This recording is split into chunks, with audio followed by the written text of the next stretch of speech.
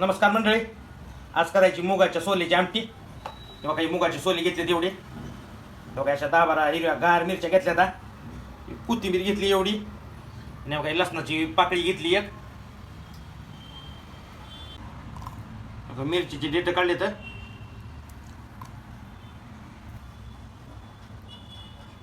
कोथिंबीर धुवून टाकली आहे. आता याची पेस्ट काढून घ्यायची आहे. काही पेस्ट करून घेतली याची. कढईत तेल टाकले, थोडं जिरे, बघा कोथिंबीर मिरच्या आणि लसणाची पेस्ट आहे.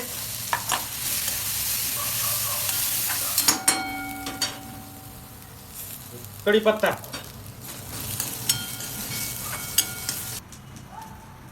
हे बघा मुगाचे सोले. आता ह्याची मी पेस्ट करून घ्यायची आहे. लय बारीक नाही पेस्ट करायची, मीडियम पेस्ट करायची याची. हे बघा अशी पेस्ट करून घेतली आहे.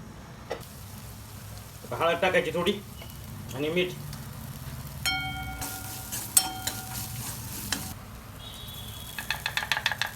हे बघा मिक्सरला आपण मुगाची सोलेची ही केलेली पेस्ट,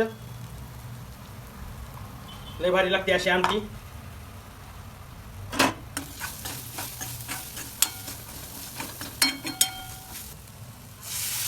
मिक्सर मिसळून घेतलंय आपण. हा,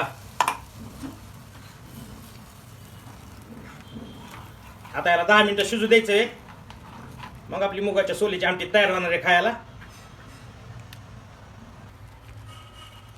उकळी फुटली एकदम भारी.